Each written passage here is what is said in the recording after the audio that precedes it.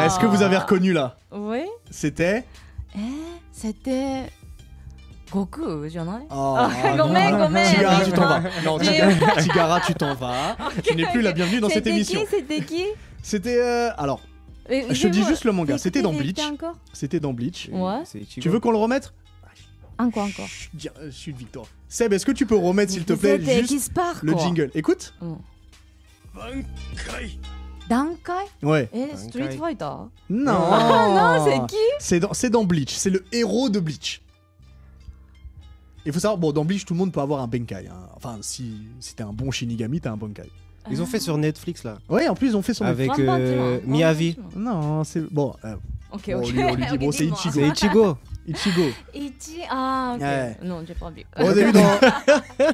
Donc, vous avez vu dans Karamucho, il n'y a que des experts. Là, vraiment. L'équipe de spécialistes.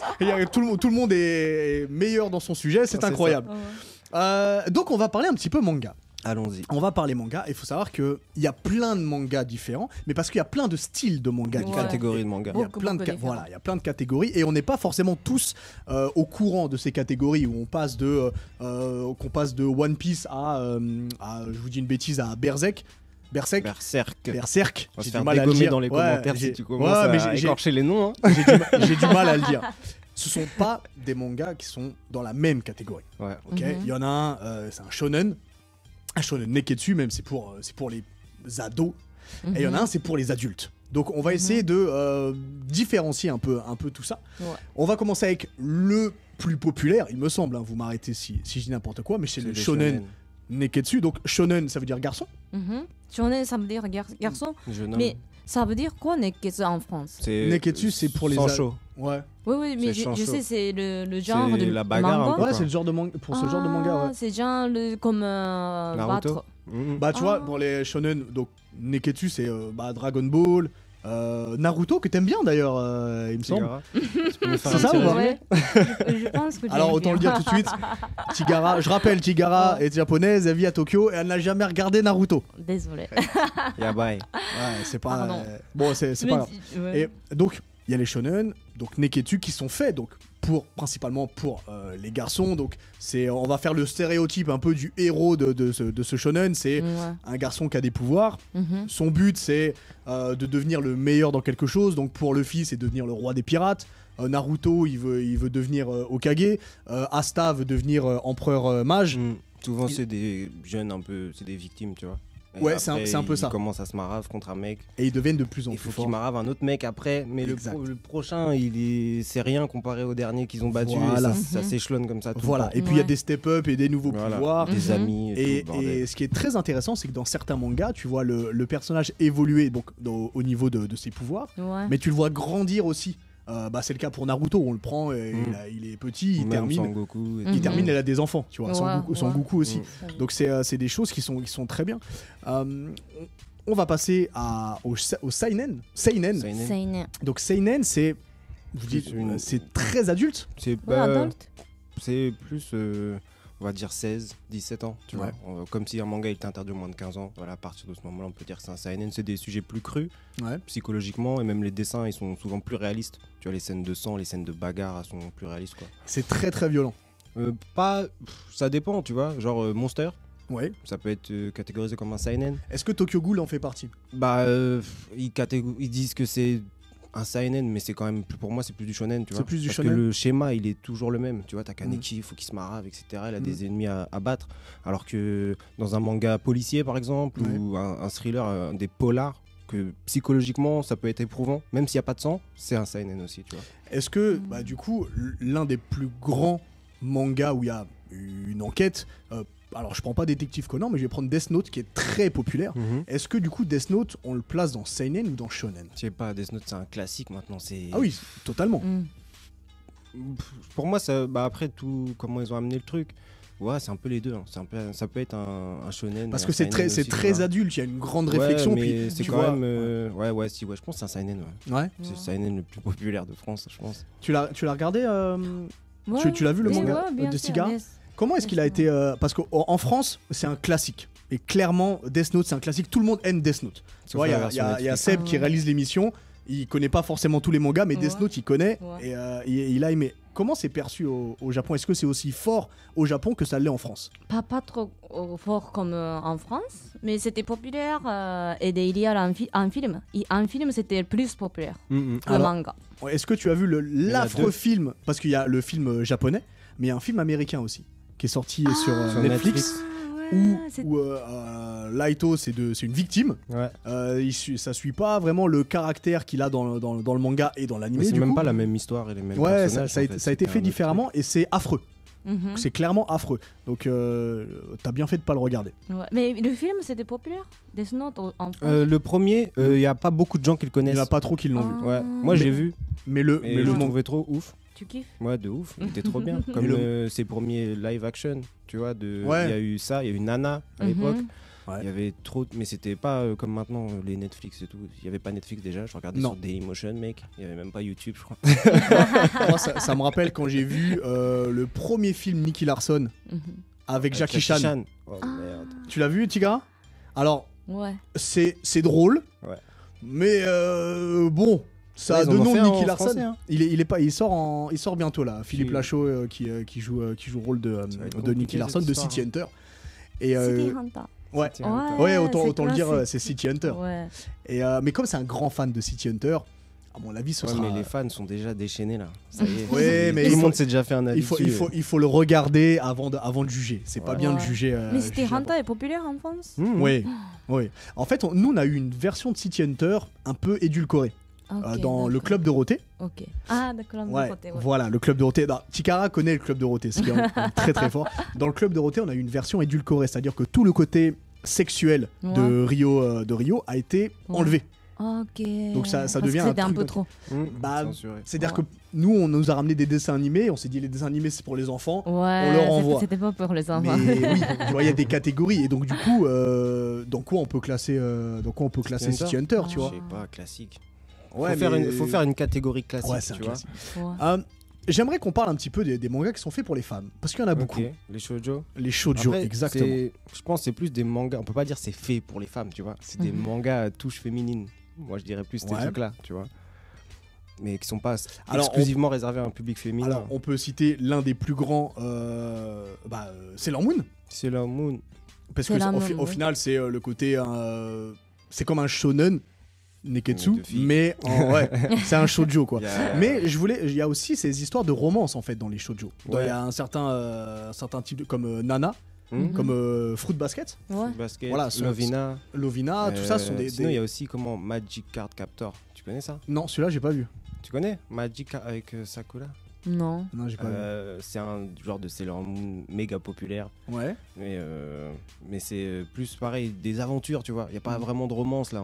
C'est une petite, elle doit attraper des cartes et tout. C'est très kawaii, tu vois. C'est à fond là-dedans. Comment sont perçues au Japon ces histoires de romans? En France, c'est pas ce qui est le plus populaire, clairement. Et c'est pas ce qui marche le plus non plus en animé. Comment ça fonctionne au Japon, ces histoires d'amour en fait en manga? Pour shoujo manga, on a plein. Sailor Moon et... Comment, c'est-à-dire comment, est-ce que c'est vraiment apprécié? Oui. Parce que je sais que vous aimez beaucoup les dramas, et donc ça s'inspire un petit peu, c'est un peu pareil, tu peux passer d'un shoujo romance à un drama. Mais les filles, on a grandi avec ma shoujo manga. Tu vois, quand on est même pas lycéenne, tu vois, écolier, un jour on va avoir un copain, et on va faire l'histoire comme ça.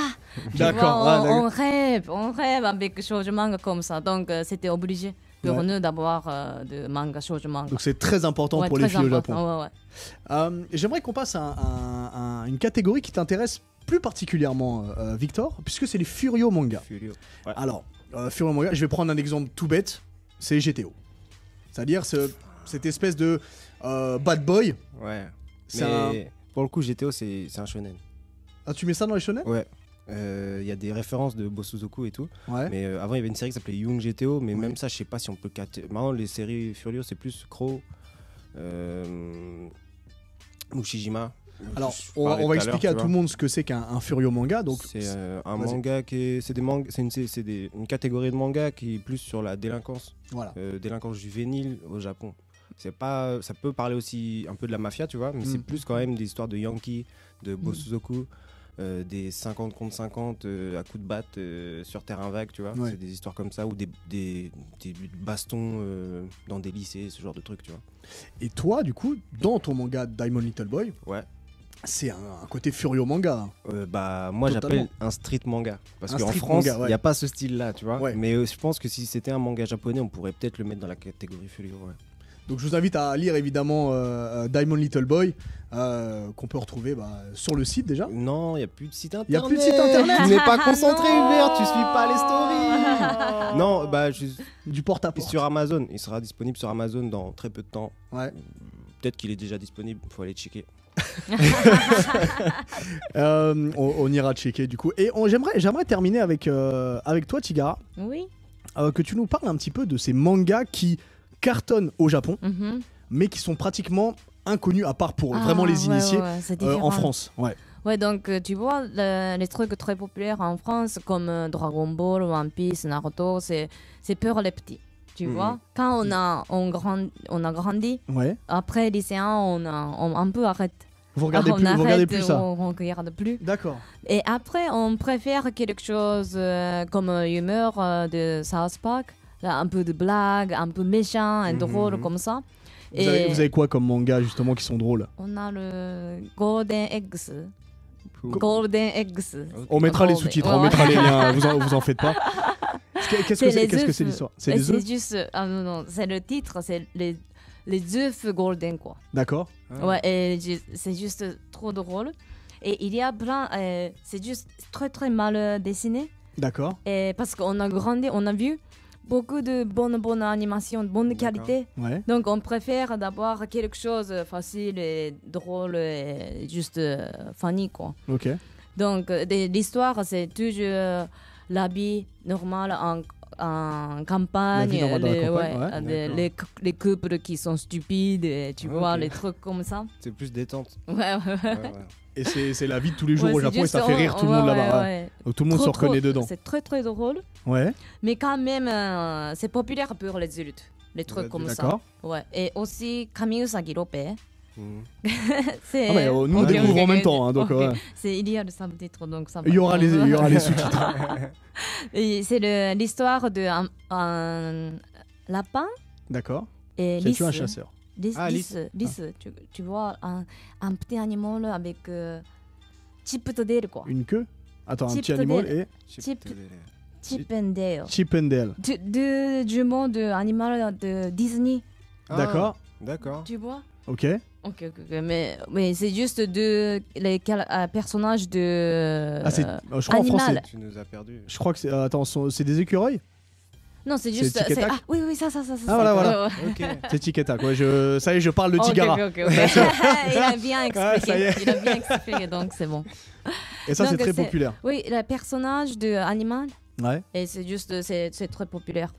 Et c'est toujours les senpai kohai, tu vois. Les senpai, c'est donc senpai c'est le supérieur.